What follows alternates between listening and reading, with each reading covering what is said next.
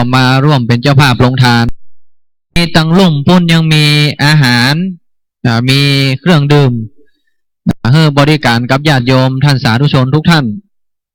ตอนนี้ก็พักสัก10 นาทีเนาะ10 นาที15 นาทีเชิญญาติโยมได้ไปพักเข้าห้องน้ำแล้วก็รับประทานอาหารว่างนิดหน่อย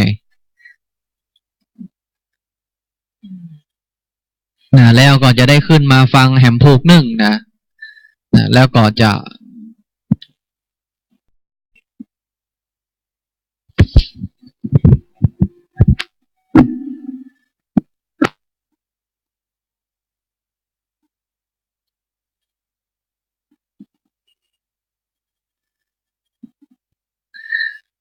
ซึ่งวันนี้พระเดชพระคุณหลวงพ่อพระราชรัชมุนีเจ้าอาวาสวัดสวนดอกพระรามหลวงก็ได้เมตตามาร่วมบุญกับเฮาท่านทั้งหลายซึ่งพระเดชพระคุณหลวงพ่อนั้นตอนนี้ก็ปาสามเณรแล้วก็พระภิกษุขึ้นไปบาลีก่อนสอบที่วัดดอยสะพันยูเป็นเวลา3 เดือนตั้งแต่วันที่24เป็นต้นไปซึ่งพระเดชพระคุณหลวงพ่อก็ได้ลงมาร่วมพิธีตัวเอง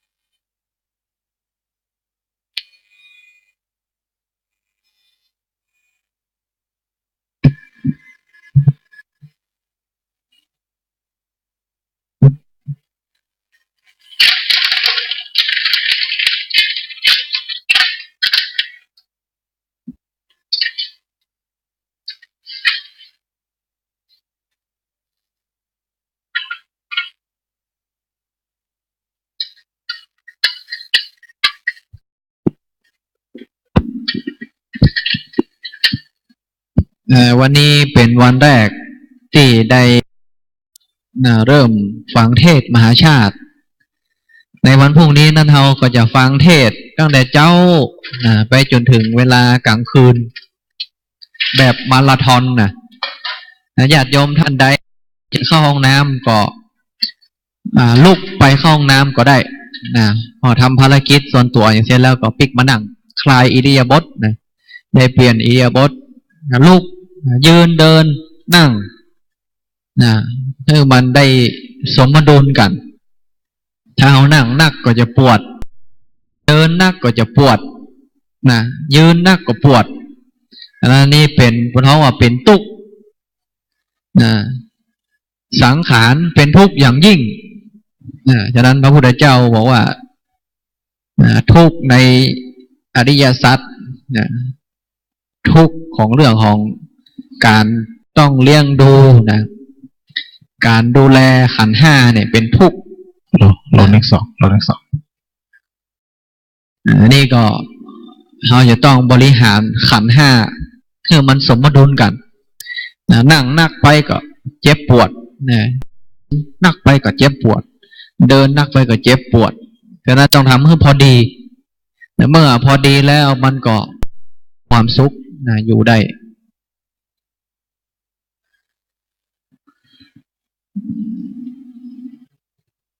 อันนี้ก็คุณแม่มริวันดำรงศักดิ์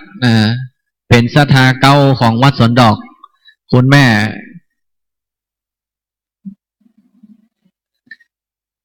วิไลวันอินทโนคุณแม่มริวันสกุลมุทิตาก็ย่ำไปในเตื้อวันนี้เสร็จพิธีพนถึงจะกลับบ้านได้คุณโยมอาจารย์อโนชาลุ่งโลดวัฒนศิริคุณแม่ยังลืมชื่อเห็นหรอหลายคุณแม่ที่เป็นศรัทธาเก่าของวัดสวนดอกได้มาร่วมกันบำเพ็ญบารมี ตานะปารมีศีลปารมีเป็นปารมี10 ทัศนะวันนี้เราได้มาร่วมกันบริจาคทานร่วมกันรักษาศีลเจริญจิตภาวนาแต่เกียรติมาลักพอญาติโยมหลายท่านฟังเทศท่านอาจารย์พระมหาบุญเจริญจิตภาวนาโดยตะกี้รับไปเป็นงีบนะเจริญจิตได้สภาวะธรรมนะพระท้องว่าสภาวะธรรมการง่วงเหงาเหานอนนี่ก็เป็นหนึ่งในนิวรณ์เป็นหนึ่งในนิวรณ์เป็นธรรมเป็นธรรมฝ่ายอกุศลนั่งไปแล้วเกิดความง่วงนอนขึ้นมาเกิดความสงสัยอาการฟุ้งซ่านสิ่งเหล่านี้นี่เป็นนิวรณ์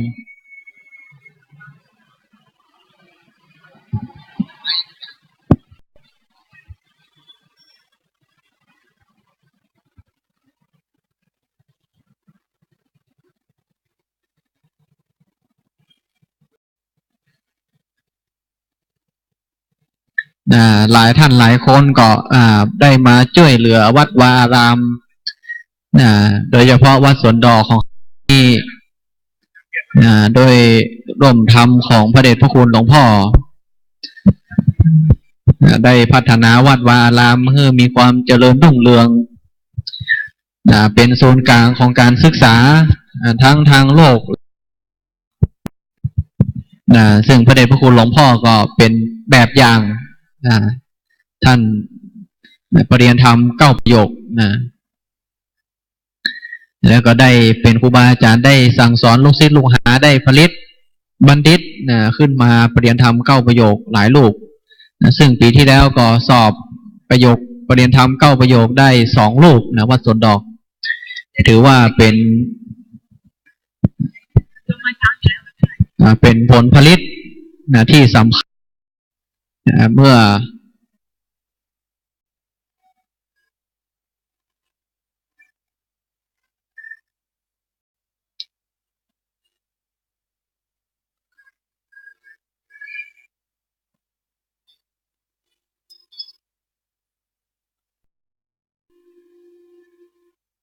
เดี๋ยวสักครู่หนึ่งพระเดชพระคุณหลวงพ่อก็จะได้พบปะกับญาติโยมท่านสาธุชนคือธรรมะแล้วก็สนทนาธรรมสักครู่หนึ่งเพื่อเปลี่ยนอิริยาบถตอนนี้ก็รอสถาญาติโยมไปพักทำธุระส่วนตัวอย่างเรียบร้อยก็จะได้ขึ้นมาร่วมพิธีบนพระวิหารแห่งครั้งหนึ่งในวันพรุ่งนี้นั้นก็คงจะประมาณ 2-3 ทุ่มญาติโยมที่จะได้เทศกันสุดท้ายหลังจากที่เทศกันสุดท้ายจบเป็นที่เรียบร้อยญาติโยมท่านเจ้าภาพก็จะได้ร่วมกันถวายต้นดอกปริชาติเพื่อนำปัจจัยทั้งหลายทั้งมวลนี้ไปสมทบทุนในการศึกษาภาษาบาลีของวัดสวนดอกพระอารามหลวงเพื่อส่งเสริมสนับสนุนให้พระภิกษุสามเณรในวัดได้ศึกษาพระธรรมคำสอนขององค์สมเด็จพระสัมมาสัมพุทธเจ้าและก็นำไปเผยแผ่ให้กับญาติโยมบอกว่าจะไปอยู่ที่ไหนตั้งใดก็ได้ช่วยเหลือเผยแผ่ธรรมะให้แก่ญาติโยมอย่างที่พระพุทธเจ้าได้ตรัสแก่พระอรหันต์ชุดแรกที่ทรงไปเผยแผ่พระพุทธศาสนาว่าจารถะภิกขเวจาริกังพหุชนะหิตายะพหุชนะสุขซึ่งแปลว่าท่านทั้งหลายจงเที่ยวจาริกไปเพื่อประโยชน์เพื่อความสุขแก่มนุษย์และเทวดาทั้งฉะนั้นแล้วการเผยแผ่ธรรมของ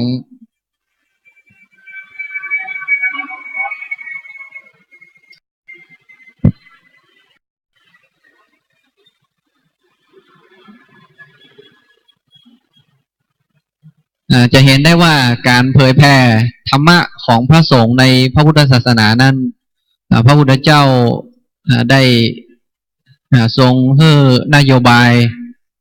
ว่าไปเพื่อประโยชน์เพื่อความสุขของคนเป็นอันมากไป ไปเพื่อสงเคราะห์ฉะนั้นแล้วพระสงฆ์ที่ได้เผยแผ่ธรรมะของสมเด็จพระสัมมาสัมพุทธเจ้านั้นก็จะเปรียบเสมือนผึ้งเปรียบเสมือนผึ้ง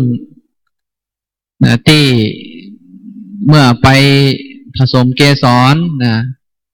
ดอกไม้บัดทำให้ดอกไม้นั้นช้ำบัดทำให้ดอกไม้ก็เปรียบเสมือนภิกษุทั้งหลายที่เดินทางไปเผยแผ่บ่ไปว่าร้ายบ่ไปทำร้ายคนอื่นอันนี้ก็เป็นหลักการที่พระพุทธเจ้าท่านได้วางเอาไว้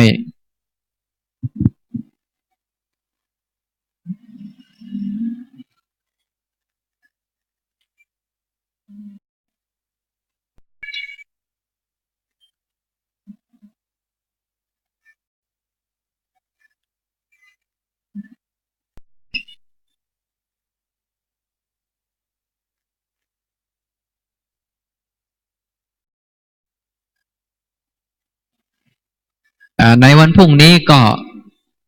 เชิญญาติโยมมาร่วมกันในเวลาเริ่มตั้งแต่6:30มาเจ้าเป็นต้นไปโมงเขาก็จะเริ่มเทศน์กันแรกกันทศพรได้มอบ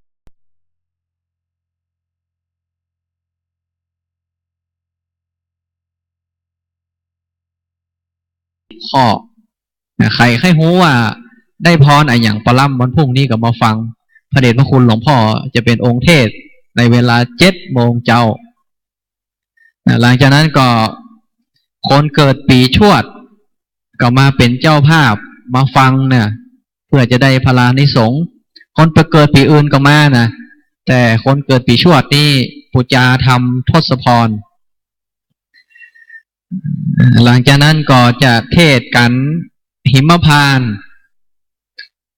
คนเกิดปีฉลูปุจจากันนี้ซึ่งพรุ่งนี้ก็จะเทศโดยหลวงพ่อพระครูสาธรธรรมสิทธิ์ผู้ช่วยเจ้าอาวาสวัดสวนดอกไปเรื่อยๆไปจนถึงเวลาแมลงก่อนนะแมลงก็กันสุดท้ายก็เป็นกันนครกันนั้นก็พรุ่งนี้ก็เจริญพรญาติโยมทุกท่านได้มาร่วมฟังเทศตั้งแต่เจ้าเวลา6:30เป็นต้นไปตอนนี้ญาติโยมที่ทำธุระทั้งลุ่มเสร็จเรียบร้อยแล้วก็เจริญพรเรียนเชิญตั้งบนเนอร์สักกรรมหนึ่งเขาก็จะได้ฟังธรรมะซึ่งพระเดชพระคุณหลวงพ่อเจ้าอาวาสจะได้มาพบปะกับญาติโยมหลังจากนั้นก็จะได้ฟังเทศน์อานิสงส์เวสสันดรแถมกันหนึ่งก็เป็นอันเสร็จพิธีในวันนี้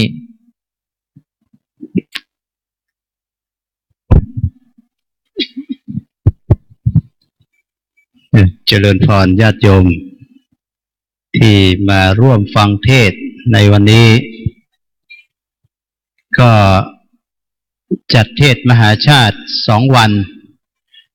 วันนี้ฟังพันคาถาแล้วก็จะได้ฟังอานิสงส์พระเวสสันดรเสียดายไม่ได้มาร่วมตั้งแต่เริ่มต้นเนื่องจากว่าติดภารกิจอบรมบาลีก่อนสอบของคณะสงฆ์ภาค7แต่เดี๋ยวนี้ก็ไม่ใช่ของภาค7นะของภาค6ก็มาร่วมด้วยของจันทบุรีของโคราชของอีสานมาร่วมเอานักเรียนมาให้ประโยค6ประโยค7ประโยค8เอามาฝากไม่รับก็ไม่ได้เขามาฝากเขาอยากได้ความรู้อยากมาอบรมเราก็ต้องรับเพราะนั้นก็เลยอยู่ข้างบนก็เห็นอยู่นะเห็นเฉพาะกล้องถ่ายเขาถ่ายทอดกล้องถ่ายเห็นแม่เขาเดิน แม่มะลิวันแม่ไม่ได้เดินมีต้นแล้วก็ฟังนี่ฟังเทศอาตมาฟังอาจารย์พระมหาบุญชัยเทศตั้งแต่อยู่ดอยสัพพัญญูแล้วกลับมาถึงนี่ยังไม่จบ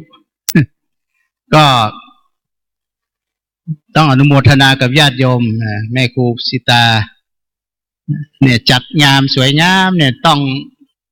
นี่รักษาแบบเมืองเนี่ยต้องรูปต่างๆแล้วก็มีสวยงามนะประดิษฐ์ประดอยสืบชะตาด้วยนะมีสืบชะตาเพราะฉะนั้นก็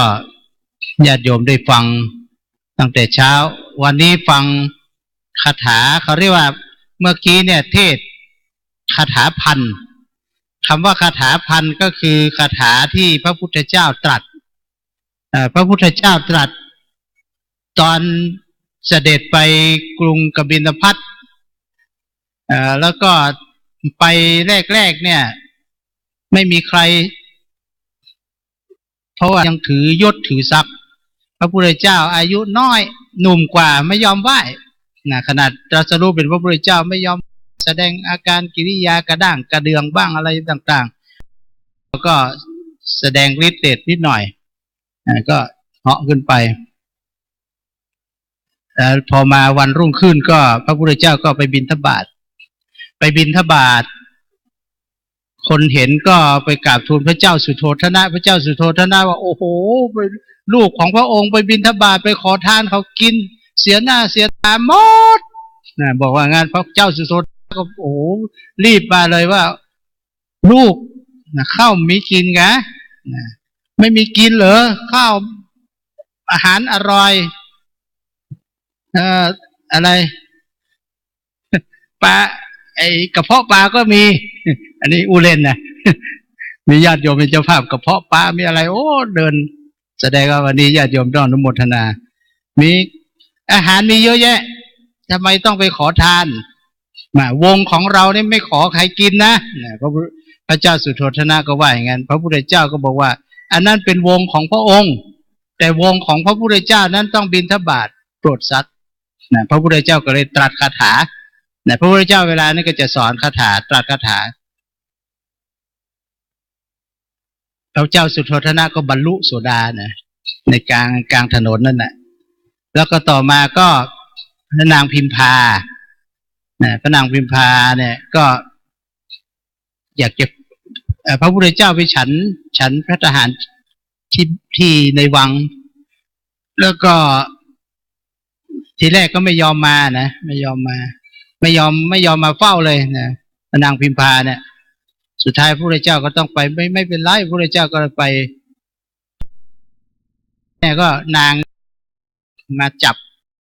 พระบาทผมร้องไห้ก็คงคิดถึงไปนานเคยอยู่ด้วยกันมาแต่คนอื่นก็บอกไม่ก็บอกว่าปล่อยเถอะสุดท้ายก็พระพุทธเจ้าก็เลยตรัสอีกตรัสคาถาพระเจ้าสุโธทนะก็บรรลุเป็นโสดาสกิทาอนาคาบรรลุธรรมชั้นสุขขึ้นไปต่อมาก็คนในวังเนี่ยไม่ฝนก็เลยตกฝนตกลงมาบุคลภาพเนี่ยว่าจะเป็นสีแดงเปียกก็เปียกอยากจะเปียกก็ไม่เป็นไรก็ตกมามันน่าจะตกวัดสวนดอกสัก5เนาะถ้าตกนี่สัก5นี่จะดังนะฝนบุคลภาพคล้ายๆฝนเลือดแต่ว่าไม่ใช่ฝนเลือดนะแต่เดี๋ยวนี้มันก็มีฝนที่ตกมาเป็นปลาก็มีนะเคยเห็นไหมในคลิปตกมาเป็นปลาตกมาเพราะว่าพายุหอบเอาปลาขึ้นไปพ่นอากาศแล้วก็ตกลงมาจากอากาศก็มีนะแต่ฝนบุคลภาพนี่พอตกลงมาแล้วคนก็แปลกใจพระพุทธเจ้าก็เลยตรัสสาเหตุว่าทำไมฝนบุคลภาพไม่ได้ตกทั่วไปเคยตกเหมือนกันพระพุทธเจ้าก็ตรัสว่าเคยตกเหมือนกันสมัยเราเป็นพระเวสสันดรก็เลยเล่าเรื่องพระเวสสันดรแต่ตรัสเป็นคาถานะคาถาเนี่ยเขาเรียกว่ามีพันคาถา1 คาถามีอยู่4 บาทเพราะนั้นพันคาถาก็มี 4,000 บาท 4,000 บาทคือ4 วรรคมี4 วรรค4 วรรคเป็น1 คาถาก็มี 4,000 วรรค 4,000 วรรคแต่ละวรรคมีอยู่8 คำมีอยู่8 คำเพราะฉะนั้นจะมีอยู่ 32,000 คำที่โยมฟังวันเนี้ย 23,000 คำเพราะนั้นเวลาพระเทศน์ในเทศน์อย่างอาจารย์บุญชัยก็เลยช้าไง ถ้าให้อาตมาเทศน์เนี่ยอาตมาเทศน์อย่างเงี้ยใส่ลบโยมฟังก็ไม่รู้เรื่องอยู่แล้วนะใส่ไปเลยแล้วก็ขึ้นทำนองเริ่มต้นนะโมอะไรเริ่มต้นสักหน่อยก็เหมือนรถไฟจะออกอ่ะรถไฟออกไปพอได้ที่แล้วก็ใส่เลยโยมก็จะบูฮู้เรื่อง ใช่ไหมใส่คาถาตับเหมือนท่องปฏิโมกข์เลยใช้เวลาไม่ถึงชั่วโมงพอใกล้จะจบก็เหมือนรถไฟจะจอดท่าก็เบรกแค่หน่อยนิธิตังก็บังโคมโสมเรสเดชว่าคาถาเพราะมันมีตั้ง1,000 คาถาแต่ในบางคนก็ไปนับหาว่ามี8,000มี850 คาถาในเวสสันตรชาดกเวสสันตรทีปณีแต่งโดยพระสิริมังคลาจารย์บอกว่ามีอยู่ 1,004 คาถาแต่คำว่า1,000 คาถาเนี่ยมันเป็นภาษาโบราณบนห้องอเนกสังขยามันสังขยาการนับตัวเลขเนี่ยประมาณบนห้องประมาณ 1,000 คือมันมากมันอาจจะเกินไปพ่องอาจจะไม่ถึงก็ได้ก็เหมือนเฮาอย่างเนี้ยนั่งเนี่ยโอ้ญาติโยมมาฟังทำเป็น100นับอยู่จริงๆถึงนั่นเป็นภาษาพูดในสมัยก่อน1,000 คาถาคาถา 1,000 อาจจะเกิน 1,000 ก็ได้อาจจะไม่ถึง 1,000 ก็ได้นั่นเป็นสำนวนของเขาเนี่ยเหมือนกันเนี่ย100โอ้เป็น 1,000 เลยอยู่เนี่ยโยมโอ้โหวันนี้แห่กันสนุกสนานไปฟังเทศน์โอ้ยโยมเต็มมีเป็น 1,000 ถึงไหมลองไปนับจริงๆไม่ถึง 1,000 มันเป็นสำนวนตัวเลขตัวเนี้ยในโบราณก็เหมือนกันแต่ว่าคาถาที่เทศเป็นคนนับก็แล้วแต่นะนับถ้าใครขยันนับก็ไปนับถ้าใครขยันก็ลองไปนับดูมีอยู่ในพระไตรปิฎกเล่มที่28คาถาเลยที่พระพุทธเจ้าตรัสก็อาจารย์พระมหาบุญชัยถามว่าเราไม่รู้เรื่องก็เอาอานิสงส์ อย่างญาติโยมบางคนก็นั่งฟังสมาธิแต่เรานี่ก็ได้สมาธิบ้างไม่ได้บ้างก็ไม่เป็นไรได้เกินก็ยังดีใช่ไหมถ้าคนนั่งอยู่ตลอดไปจนจบนั่นก็อาจจะได้เต็ม100เขาก็เอาสัก10ก็ยังดีกว่าไม่ได้อะไรเลยใช่ไหมแม่สันติธรดีกว่าไม่ได้อะไรเลยอาตมายังได้ประมาณ10 กว่าคาถามาฟังเนี่ยโยมฟัง1,000 คาถาอาตมาได้10 คาถาแต่ฟังตั้งแต่อยู่โน่นมาเปิดดูเขาถ่ายทอดด้วยนะถ่ายทอดอยู่ดอยดูเห็นอาจารย์บุญชัยเทศอยู่เลิกสอนหนังสือแล้วนั่งรถมานี่เกือบชั่วโมงถึงนี่อาจารย์บุญชัยยังเต้นจบด้วย เพราะว่ามันมากเหลือเกินนะเห็นแม่ทีละครึ่งชั่วโมงหรอกอันนี้เขาเรียกว่าคาถา 1,000แล้วก็เทศเป็นอานิสงส์ไปก่อน 1,000 คาถาเป็นภาษาบาลีล้วนๆที่พระพุทธเจ้าตรัสอยู่ในพระไตรปิฎกจริงๆนะแล้วต่อไปก็ จะฟังอานิสงส์เป็นภาษาเมืองก็ถ้าสาธรจะเทศเขาเรียกอานิสงส์เวลาฟังเทศมหาชาติได้อานิสงส์อะไรบ้างนะก็จะมีอานิสงส์ก็อันหนึ่งก็คือถ้าคนใดฟังอานิพระเวสสันดรจบทั้ง13 กันจะได้ไปเกิดร่วมยุคพระศรีอริยเมตไตรพระศรีอานไปเกิดยุคพระศรีอานพุ่น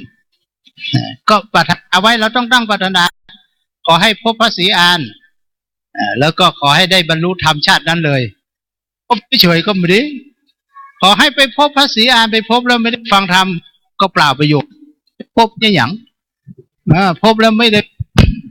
ฟังเทศของพระศรีอานแต่ว่าเทศที่พระพุทธเจ้าเราก็ยังมีอยู่ก็ฟังไปอันนี้ฟังอานิสงส์แล้วก็ไม่ตกนรกจะมีหลายข้ออยู่เดี๋ยวก็ฟังเดี๋ยวถ้าจะมาว่าไปก่อนเดี๋ยวพระครูสาธรไม่มีอะไรเทศเทศอานิสงส์พรุ่งนี้ก็จะเริ่มกันที่1ทศพรมีกี่คาถาเขาก็จะแบ่ง1,000 คาถานี่ก็จะแบ่งไม่เท่ากันนะกันมัสีการกุมารบาลมี101 คาถามี100 กับ 1 คาถา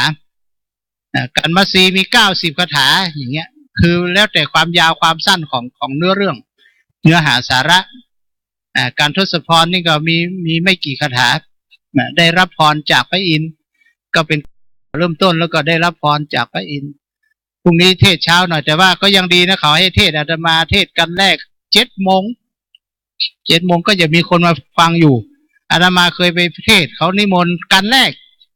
พอไปเทศมีคนฟังอยู่2 คนนะคือมีเจ้าภาพแล้วก็มีมคานายก2 คนเอ้าไม่เป็นไรมี2 คนแค่นี้มี2 คนมาล้อกับบล้อเขาบ่มาบ่มากับเทศ2 คนก็2 คนประเทศไปแต่ว่าพรุ่งนี้เราก็ฟังมีภาษาเมืองภาษากลางภาษากลางก็ดีนะก็หลวงพ่อไม่รู้ว่าอาจารย์พระมหาบุญชัยนิมนต์หลวงพ่อผลได้หรือเปล่า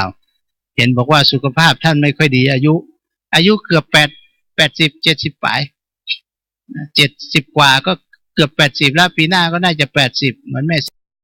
พอ80ก็ทรุดโทรมไปตามสังขารเป็นเรื่องของธรรมดาทรุดโทรมไปแล้วก็อาจจะเจ็บไข้ได้ป่วยไม่รักษาสุขภาพดังนั้นก็ถ้ามาไม่ได้ก็คงจะมีตัวแทนท่านเจ้าคุณราชวิสุทธิเวทีเลขาเจ้าหน้าใหญ่คนเดียวก็อาจจะมาเทศเป็นภาษากลางภาษาอีสานไม่มีหน่อยอีสานนี่ฟังสนุกเนอะอีสานฟังอีสานอาตมาชอบฟังแบบอีสานฟังแล้วมันลูกคอเขาดีลูกคอเพราะนั้นพรุ่งนี้ก็13 กันแล้วก็จะมีฝน5 แก้วฝน5 แก้วมีสืบชะตาด้วยใครว่างก็มาในกล้วยนี่พรุ่งนี้เอาไปทานได้เนอะกล้วยสุกแน่พรุ่งนี้ข้าวของแกงมาฟักมนก็เอาเข้าลงครัวแกงฟักมนใส่ไก่เลี้ยงเนนมีมะพร้าวมีอะไรเข้าพิธีต่อไปก็เราก็จะได้ฟังกันต่อไปอีกที่นะไม่เกิน20 นาที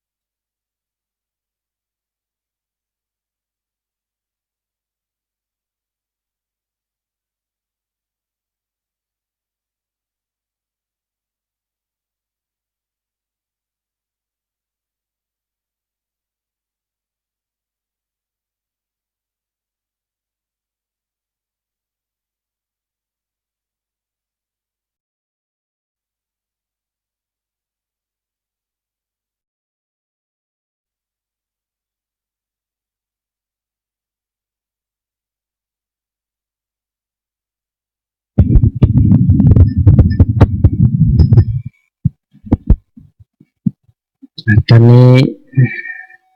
ได้เวลาอันเป็นมงคลแล้วนะฟังผูกที่2ก็คือผูกอานิสงส์พระเวสสันดรพระเวสสันดรนะขอกราบอาราธนานิมนต์พระเดชพระคุณหลวงพ่อเจ้าพิธรรมจุฬาลงกรณ์มหาบัณฑิตวัดสุวรรณประสิทธิ์กรุงเทพมหานครนิมนต์จุดเทียน2 ธรรมนะครับ พระเดชพระคุณหลวงพ่อมาจากกรุงเทพนะมาจากกรุงเทพมาร่วมบุญนะเขาเรียกบุญมหาชาติเป็นบุญใหญ่กุศลใหญ่วันนี้เป็นวันแรกนะวันแรก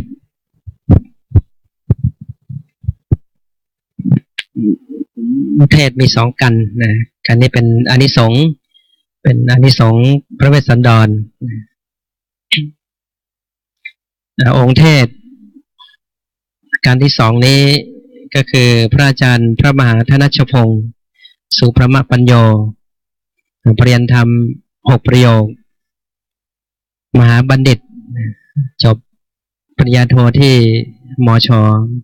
มหาวิทยาลัยเชียงใหม่ขอกราบอาราธนานิมนต์นะครับ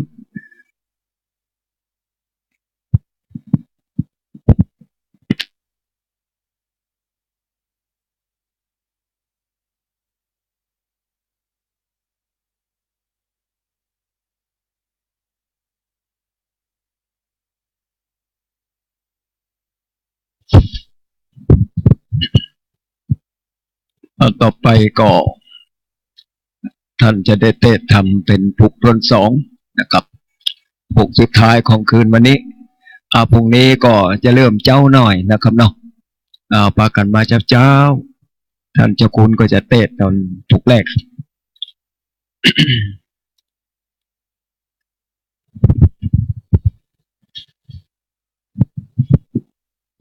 ท่านอาจารย์พร้อมนะครับ ต่อไปก้าวกระผมจะได้อาราธนาธรรมปุกตน2นะครับ เริ่มมาพร้อมมาเลยตูนองแอนผู้กาคลองกับอากลมเก่าอาราธนาท่านมหาเจ้าเตสัตนาวันนี้ก็เป็นวันดีที่อันวิเศษเหตุว่าเป็นวันเดือนยี่แลม1ค่ำมูลศรัทธาผู้ขานต่างหลายต่างวันตกออกใจและคนเหนือต่างหญิงและชายหนุ่มเทาก็ได้มาฟังธรรมมหาชาติเจ้าเวสสันดรเป็นธรรมที่มีอานิสงส์อันประเสริฐย่อมจะเกิดผลบุญจากใดหันเมื่อเราไปนะชื่อว่าได้ปะยังพระอริยเมตไตรเจ้าตุนจักมาเป็นพระพุทธเจ้าตรัสรู้ธรรมถ้าหากได้ฟังธรรมผูกนึ่งถึงผูกสุดท้ายก็จักได้ไปพบพุทธศาสนาต่ออริยเมตไตรวัสนิแต่ดีลีบานี้รู้ข้างขออาราธนาธรรมธรรมังธรรมมุตตมังปัจจังอาราธนังกะโลมา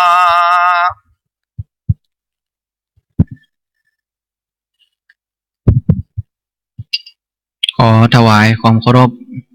พระเดชพระคุณหลวงพ่อพระราชราชมุนีเจ้าอาวาสวัดสวนดอกพระอารามหลวงพระสงฆ์เถรานุเถระทุกรูปเจริญพรญาติโยมท่านสาธุชนทุกท่านที่ได้มาร่วมกันฟังเทศน์มหาชาติวัดสวนดอกมาถึงผูกที่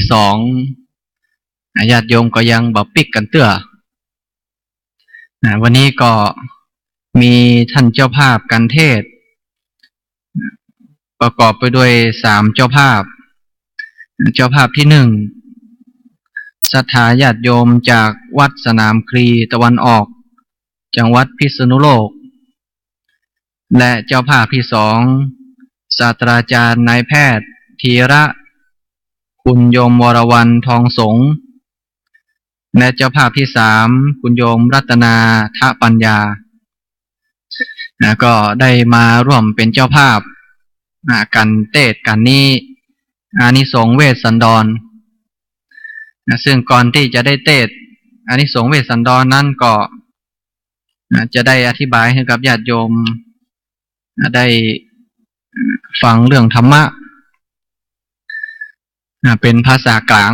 เพราะว่าญาติโยมพิษณุโลกอาจจะฟังคำเมืองบอกค่อยได้นะซึ่งวันนี้ได้ฟังเรื่องพระเวสสันดรฟังเทศมหาชาติเวสสันดร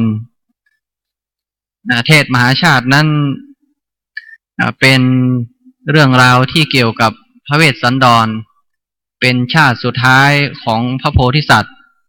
ก่อนที่จะได้มาเป็นพระพุทธเจ้าอย่างที่พระเดชพระคุณหลวงพ่อได้บรรยายให้กับญาติโยมได้ฟังเมื่อกี้การฟังเทศมหาชาตินั้นท่านโบราณอาจารย์ท่านบอกว่าในสมัยก่อนมีพระเถระอยู่องค์หนึ่งชื่อพระมาลัยเป็นพระเถระที่อยู่ในชมพูทวีปวันหนึ่งท่านก็ได้เดินรับบิณฑบาตจากญาติโยมก็มีญาติโยมได้น้อมถวายดอกบัว8 ดอกกับพระเถระพระมาลัยเถระนั้นพระมาลัยก็ได้นำเอาดอกบัวนั้นเหาะขึ้นไปบนสวรรค์ชั้นดาวดึงส์แล้วไปบูชาพระจุฬามณีมหาธาตุซึ่งเป็นที่ประดิษฐานพระเกศาขององค์สมเด็จพระสัมมาสัมพุทธเจ้าและพระเขี้ยวแก้วตามความเชื่อของพุทธศาสนาซึ่งพระเขี้ยวแก้วนั้นเขาบอกว่ามีอยู่4 ที่หนึ่งนั้นก็คือประดิษฐานไว้ที่บนสวรรค์ชั้นดาวดึงส์และชิ้นที่2อยู่เมืองพญานาคเมืองบาดาลและชิ้นที่3ท่านบอกว่าอยู่ที่ประเทศศรีลังกาและก็ชิ้นที่4เขาบอกว่าอยู่ที่ประเทศจีนอันนี้ก็คือพระเขี้ยวแก้วขององค์สมเด็จพระสัมมาสัมพุทธเจ้าทีนี้พระมาลัยก็ขึ้นไปนำดอกไม้บูชานั้นไปไหว้พระธาตุบนสวรรค์ชั้นดาวดึงส์แล้วก็ได้พบกับพระศรีอริยเมตไตรเทพบุตรซึ่งได้ลงมาจากสวรรค์ชั้นดุสิตเพื่อที่จะมาบูชาพระธาตุนี้เหมือนกันทีนี้พระมาลัยเถระก็คุยกับพระศรีอริยเมตไตรเทพบุตรว่าในสมัยที่ท่านจะได้เกิดมาเป็นพระพุทธเจ้านี่จะต้องทำยังไงญาติโยมถึงจะได้มาเกิดร่วมยุคกับพระคุณเจ้าหรือว่าท่านทีนี้พระศรีอริยเมตไตรเทพบุตรก็บอกว่าถ้าคนไหนอยากจะเกิดร่วมยุคกับเราซึ่งจะได้ตรัสรู้เป็นพระสัมมาสัมพุทธเจ้าก็จะต้องฟังเทศครบ 1,000 คาถาแล้วก็ได้บูชาดอกไม้ธูปเทียนได้ทำคุณงามความดีไว้เยอะโดยเฉพาะได้ฟังเทศครบ 1,000 คาถาพอพระมาลัยเถระได้ฟังอย่างนั้นแล้วก็ลงมาเมืองมนุษย์ก็ได้มาบอกข่าวสารที่ท่านได้ขึ้นไปเมืองสวรรค์บอกญาติโยมที่ได้ใส่บาตรว่าถ้าอยากไปเกิดในยุคของพระศรีอานหรือว่าพระศรีอริยเมตไตรจะต้องทำบุญทำกุศลรักษาศีล 5ให้ครบถ้วนแล้วก็ฟังเทศ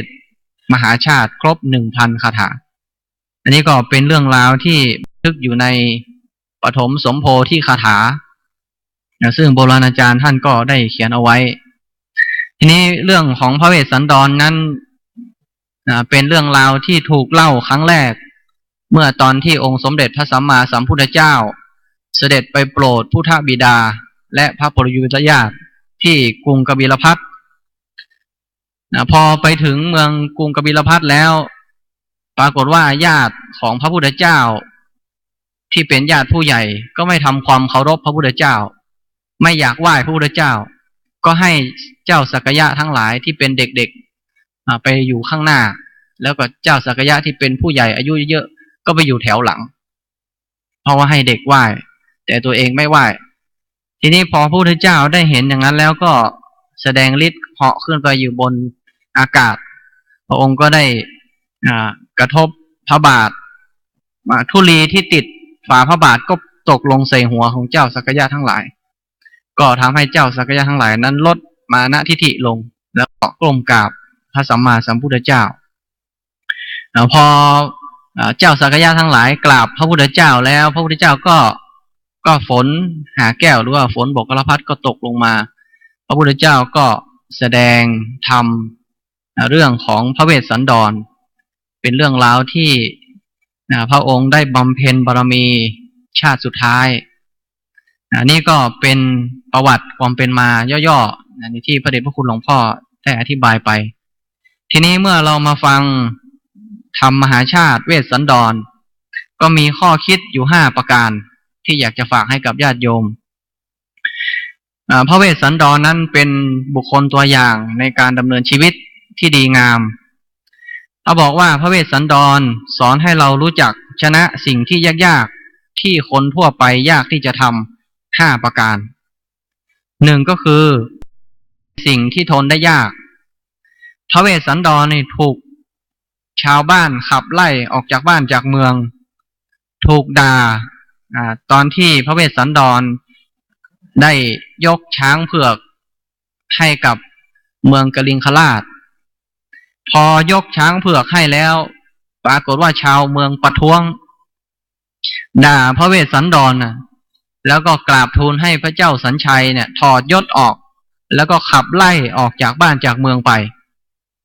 อันนี้พระเวสสันดรทนในสิ่งที่ทนได้ยากทนต่อคำดูหมิ่นทนต่อคำด่าปกติแล้วเวลามีคนมาด่าเราก็รู้สึกว่าเราโกรธนะแต่พระเวสสันดรนี่พระองค์เป็นผู้ที่มีขันติอดทนนะโบราณจึงเตือนเราว่าอย่าหวั่นอย่าไหวเมื่อใครเขาด่าอย่าเหนื่อยอย่าล้าเมื่อโลกไม่เห็นอย่าเหนื่อยอย่าพักถ้ารักจะเป็นอย่าใจเสาะเต้นเมื่อถูกวิจารณ์พระเวสสันดรก็เรียกว่าชนะก็คือทนในสิ่งที่ทนได้ยากประการที่2ทำในสิ่งที่ทำได้ยากนั่นก็คือทำใจได้หลังจากที่ถูกถอดยศไม่มีตำแหน่งไม่มีผู้ที่นับหน้าถือตาแล้วพระองค์ก็ทำใจได้ไม่มีความทุกข์ใจปกติแล้วถ้าเรามียศตำแหน่งถ้าไม่มีใครเห็นความสำคัญของเราเราก็จะทุกข์ใจไปที่ไหนก็ไม่มีความสุขเพราะไม่มีคนเห็นคุณค่าของเราแต่พระเวสสันดรนั้นทำใจได้วางใจได้ประการที่3ให้ในสิ่งที่ให้ได้ยากนั่นก็คือให้ของรักพระองค์ได้บริจาคลูกให้เป็นทานแก่ชูชก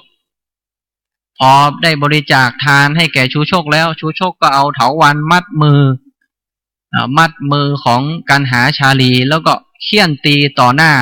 พระเวสสันดรพระเวสสันดรนี่ทีแรกก็รู้สึกโกรธนะแต่พอนึกถึงโพธิญาณแล้วก็วางใจได้นะทั้งที่พราหมณ์นั้นก็เฆี่ยนตีลูกของตัวเองต่อหน้าฉะนั้นเรื่องราวเหล่านี้ก็เป็นบุพกรรมนะญาติโยมเขาบอกว่าที่กันหาชาลีถูกเฆี่ยนตีนั้นก็เพราะว่ากรรมที่ครั้งหนึ่งเคยเกิดเป็นลูกชาวนาแล้วก็ไปเลี้ยงควายในทุ่งนาปรากฏว่าในขณะที่กำลังเอาควายไถนาอยู่ควายก็ไม่อยากไถนะโยมบอกให้ควายไถนาควายก็ไม่อยากไถเด็ก2คนก็เลยเอาไม้เฆี่ยนทีนี้ก็พอเกิดมาชาตินี้ก็เป็นบุพกรรมนี่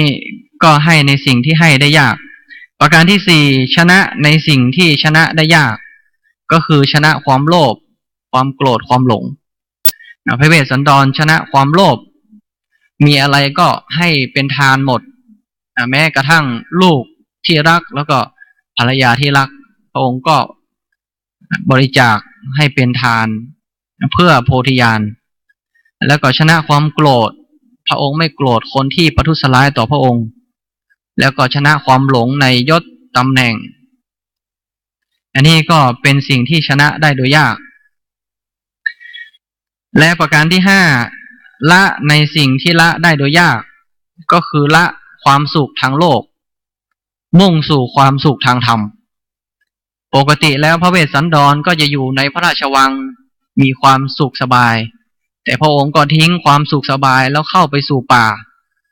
ไปนอนกลางดินกินกลางทรายบำเพ็ญภาวนาเพื่อมุ่งสู่โลกุตระสุขฉะนั้นแล้วเมื่อเราฟังพระเวสสันดรแล้วเราก็จะได้ข้อคิด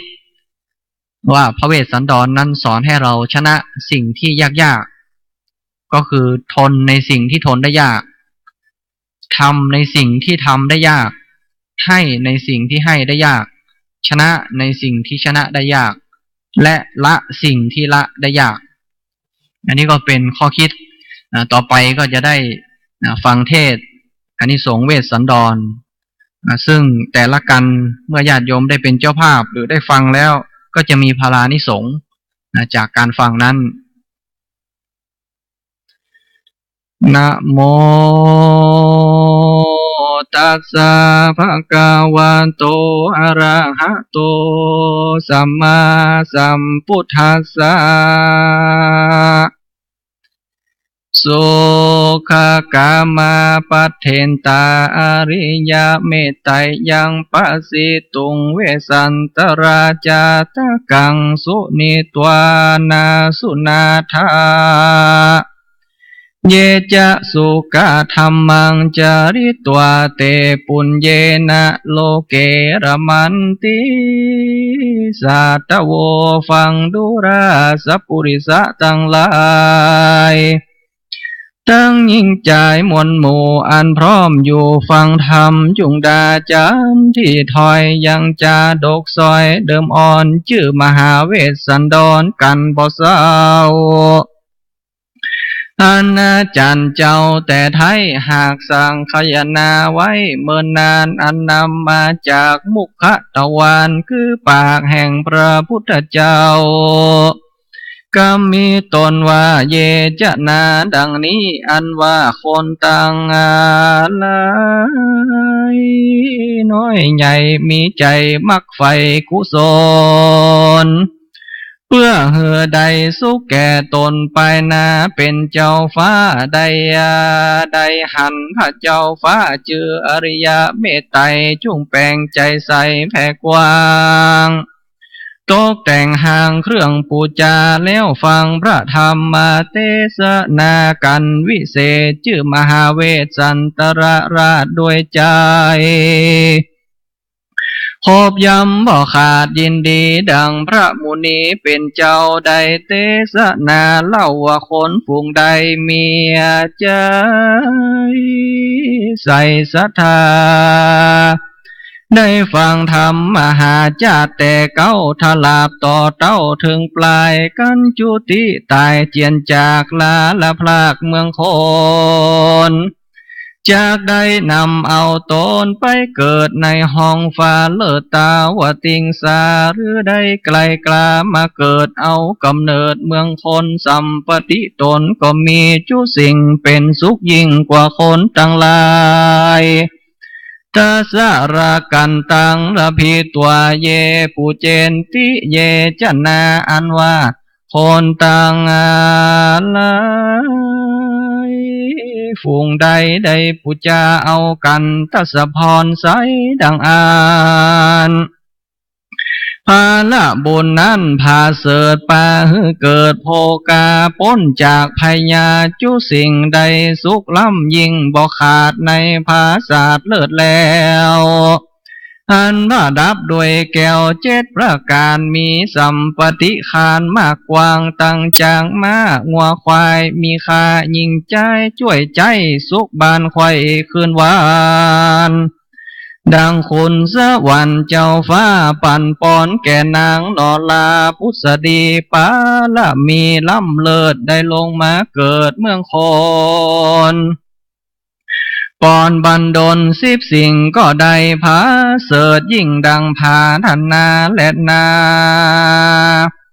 หิมะวันตังละพิตวาเยปูเจนติอันว่าคนตังอะไรฝูงใดมีใจใสมองแผ่วปูจาทำดวงมาเสดเลิศแล้วจือหิมปานมีอานิสงส์เจียงคานวิเศษพลานิสงส์เตศมีลายจากใดสุขสบายหลายแลเงินคำแผ่มากเต้าไหลหลังเขาตั้งวันและนา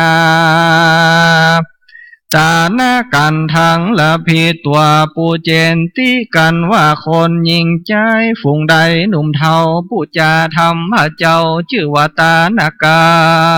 รภาละบุญตันหันเลิศแล้วจักมีปริวานแก้วมิตรสหายคายิ่งใจอ่านร้อยมีวันณะซอยผิวงามมีสัมปติลามมากเต้าทุกคำเจ้าเจยบานเหตุใดตานทำตาหน้ากันนั้นและนาวันนาปเวนะพิตัวปูเจนติอันว่าคนตั้งหลายฝูงใดใดปูจาทำดวงใสวิเศษชื่อว่าวันนปเวทดวงงามก็จักมีปัญญาลายลามอาจกลาเสวยเป็นเจ้าฟ้าภาพจุมโป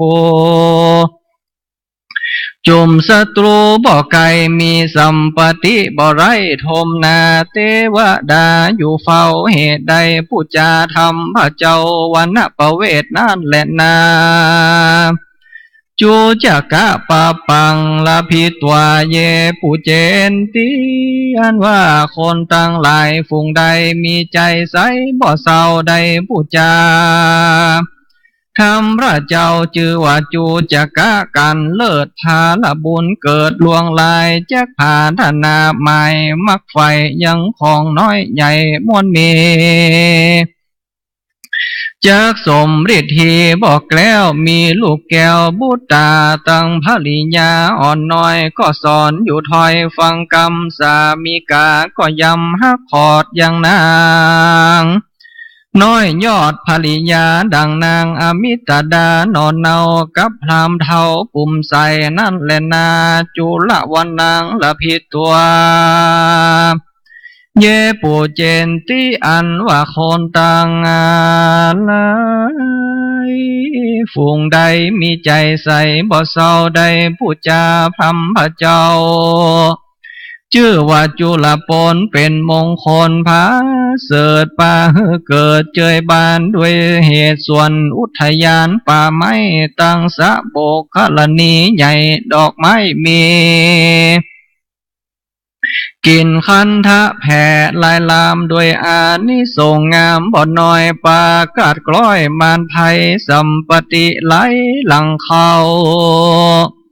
อายุยืนมากเต้านำนาเหตุใดผู้จาจุลปนนั่นแหละนามหาวันนังละพิตัวผู้เจนติ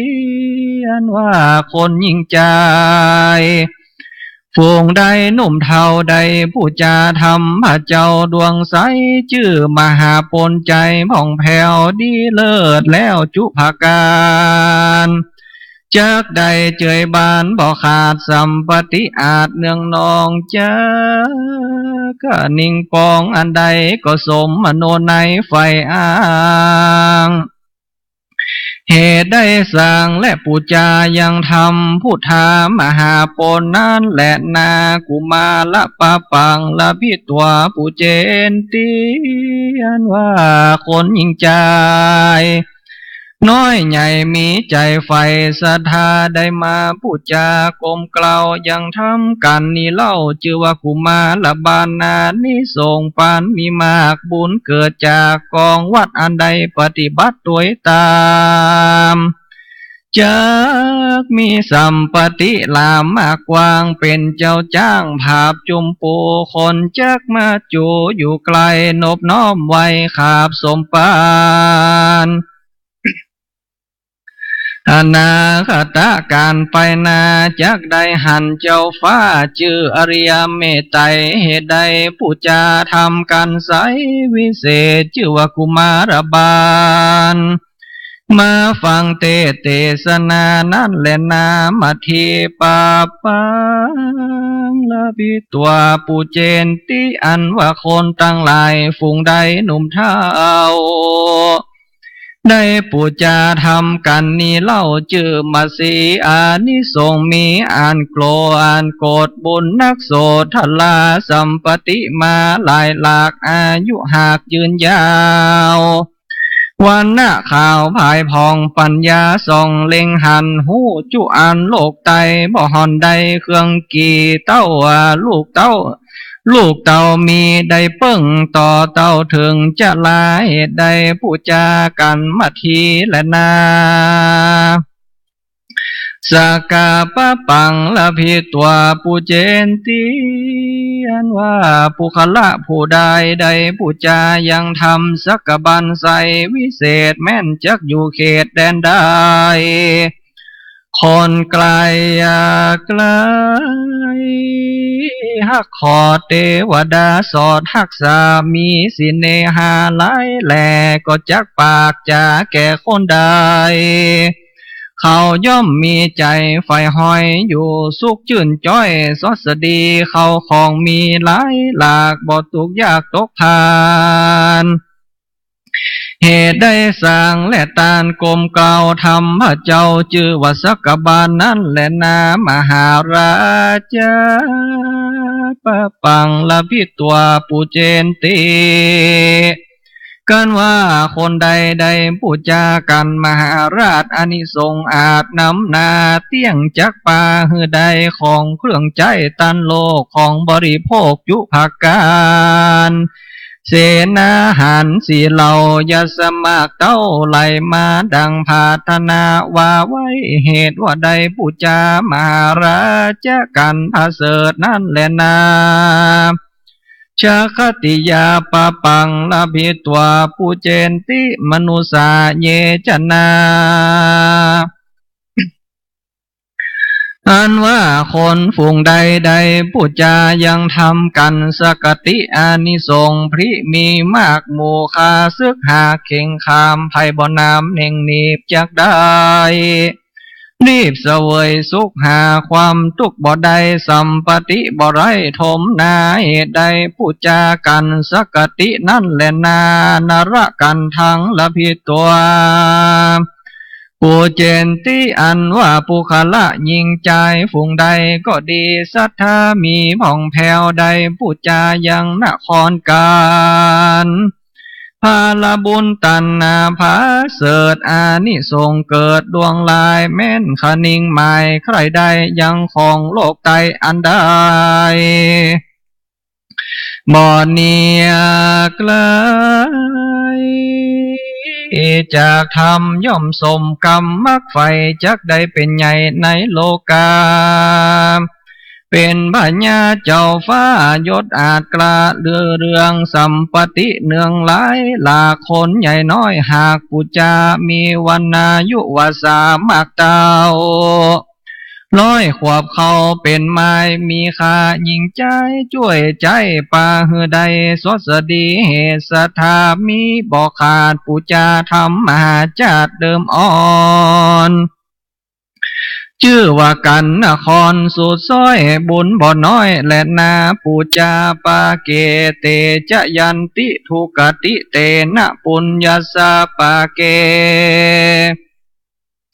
อันว่าพระสังฆยนาจารย์แต่ก่อนเช่นปุมอนเมินมาได้เทศนากล่าวไว้ว่าคนน้อยใหญ่ฟุงได้มีใจอาศัยสะอาดละเว้นขาดปาปกรรมใดผู้จาทำกันวิเศษชื่อว่าธรรมเวทสันตรานี้เล่า ผู้นั้นจักได้เป็นเจ้าคนนายคนมีริปนหลายหลากมีอนุภาคมากเหลือหลายมีจ้างมายายเหลือแหล่ตั้งกองก้องแห่นันทเพลีเก้าปันลูกมีอ่านใดเปี้ยพาดมีบ่ไรลายลามมีตนงามล้ำเลอสัมปติเกิดลวงลายเล่มเงินเล่มคำออกยายไหลแหล่มีจูงแง่ข้าวสารมีไหลลาข้าวเปลือกมากเต็มสางบ่บกบางสักเตื้อบ้านเมืองเรือเรื่องไรอย่าทาและมีกาละเมื่อใดดังอันตทาในกาละยามนั้นเราอันว่าพระอริยเจ้าตนผาเสดจักบังเกิดในโลกลาสมปานกลาตลัดพญานำสัตตามวลหมู่ได้เข้าสู่เนรปานมันเฮือตานบ่ขาดมีสินสะอาดรักษามันภาวนาไปจะใจจักป่าฮือใดสุขีสวัสดีข้ามเจ้าได้หันหน้านอพระเจ้าอริยเมตไตรเฮือใดไปไกลจากภัยมารลอดนิพพานเวียงแก้วและนาเตสนาปริโยสานิสาธิกาธรรมเตสนาโสตาปฏิภลาตินิปาปุนิงสุปหุจนาในเมื่อแล้วพระธรรมเทศนาอันพระพุทธเจ้าหากได้เทศนาอันว่าคนนานามวลหมู่ก็ได้ถึงโสตาสกิตากาอนาคาและอรหันตาตามบุญสมปานแห่งตนอันใดกตาที่การมาแต่ก่อนก็มีวันนั้นและนามหาเวสสันตรานิสังสกาธาขียาอันเตสนายังอานิสงส์มหาเวสสันตราก็บังกมสมเร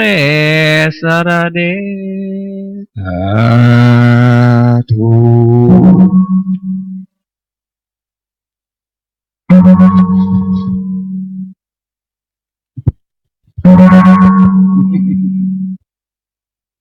เจ้าภาพกับเตรียมตั้งมาถ่ายกันทำได้นะครับ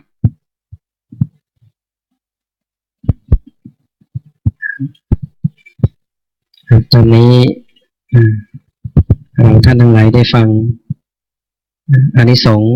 พระเวสสันดรจบเป็นที่เรียบร้อยแล้วต่อไปขอเรียนเชิญเจริญพรญาติโยมที่มาจากเพชรบูรณ์นะร่วมด้วยช่วยกันส่ง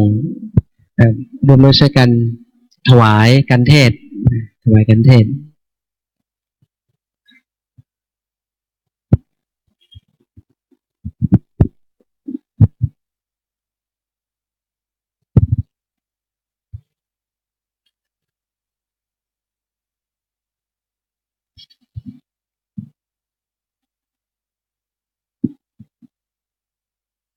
ญาติโยมที่มาจากเพชรบูรณ์นะโทษทีมาจากพิโลกมาจากพิษณุโลก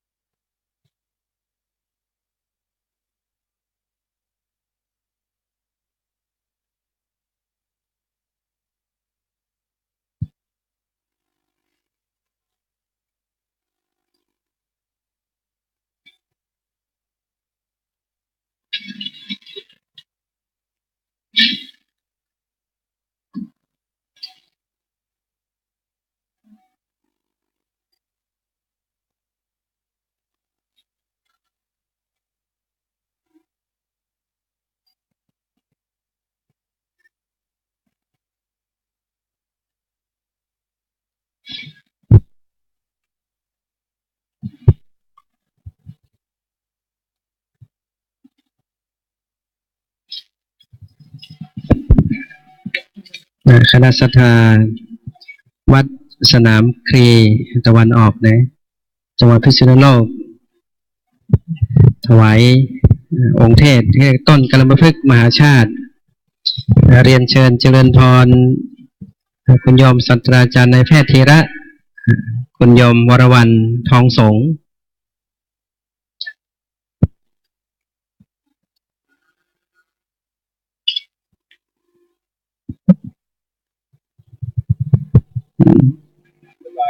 ศาสตราจารย์นายแพทย์ธีระ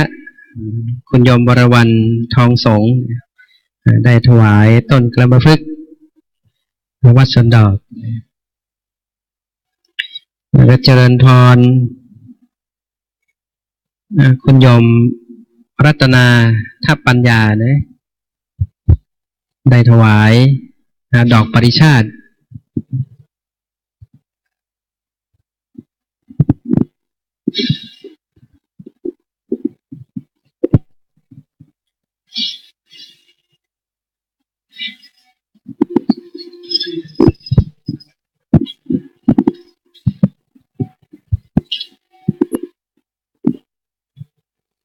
ต้นดอกปริชาติ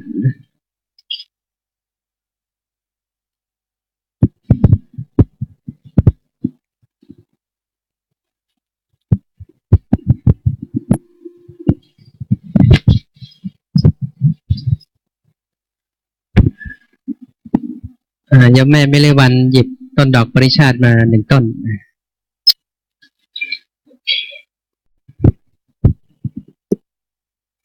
ปีนี้จะเป็นปี ต้นกระบะพฤกษ์และต้นดอกปริชาตินะซึ่งมีในตำนานในสมัยพุทธกาล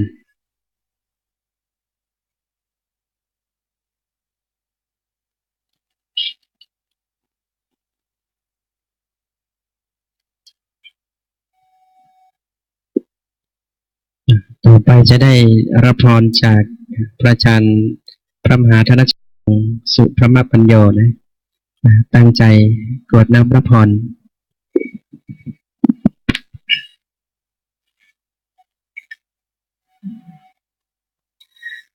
ยะถาวาริวหาปูราปริปุเรนติสาครังเอวะเมวะอิโตทินังเปตานังอุปกปติอิชิตังปฏิตังตุมหังคิปะเมวะสมิจฉตุสเพปูเรนตุสังกปาจันโทปนรโสยะถามณิโชติรโสยะถาสัพพิติโยวิวัชชันตุสัพพะโรโควินัสสตุมาเตภวัตวันตรายโยสุขีทีฆายุโกภวะอภิวาทนาสีริสะนิจังบุทธาปจายโนจัตตารโอธรรมาวัฏันติอายุวันโนสุขังภะลังสาธุ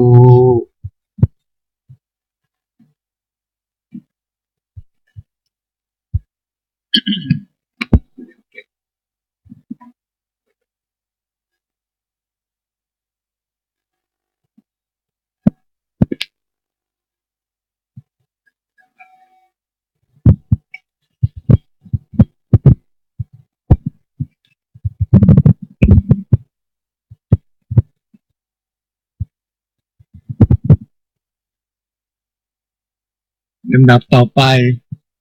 เรียนเชิญแผ่เมตตาครับอิตังทานากรรมังนิพพานะปัจจายโยโหตุโนนิจังอิตังศีลกรรมังนิพพานะปัจจายโยโหตุโนนิจังอิตังภาวนากรรมังนิพพานะปัจจายโยโหตุโนนิจังยังกินจิกุสาลังกัตตาปังกัมมังสัพเพ เพหิอัมเหหิกาตังปุญญังโนอนุโมทันตุสุนันตุคนโตเยเทวาสามิงทาเนอาติกาตาติกายุกาสัตตาโหนตุสัพพสัตตาสุขีอัตตานังปาลิหาลันตุมาตาปิตาสุขีตาโหนตุทุกขาปามุจจันตุสัพเพยาตากาสุขีตาโหนตุทุกขาปามุจจันตุสัพเพ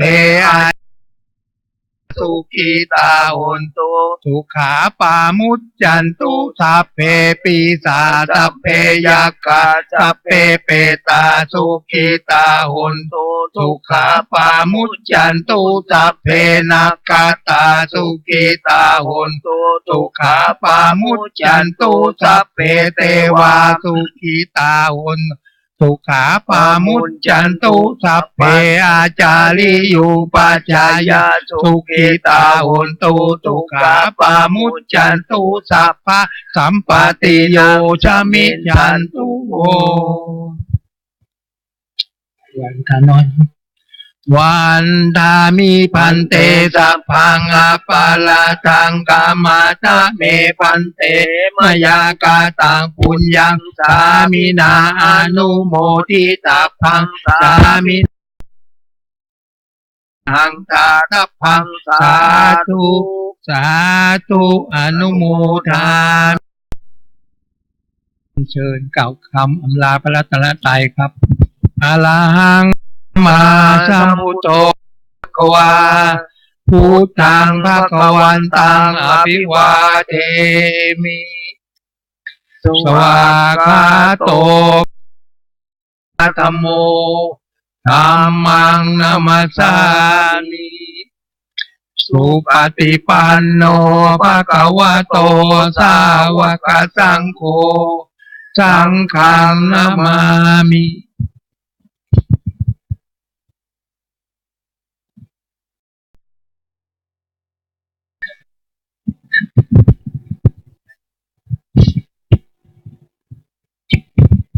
สำหรับการฟังเทศน์มหาชาติในค่ำคืนวันนี้ก็เสร็จสิ้นเป็นที่เรียบร้อยพรุ่งนี้ก็มีเทศน์13 กันในเวลา7 โมงเช้าเป็นต้นไปก็จะมีการเทศน์ทั้ง13 กันก็เชิญญาติโยมท่านสาธุชนทุกท่านได้เดินทางมาร่วมฟังเทศน์มหาชาติในวันพรุ่งนี้เช้าวันนี้ก็ต้องอนุโมทนาบุญกับญาติโยมทุกท่านนะที่เป็นเจ้าภาพการเทศน์ที่เป็นเจ้าภาพโรงทานและก็ที่ได้มานั่งฟังเทศน์จนเสร็จสมบูรณ์ในวันแรก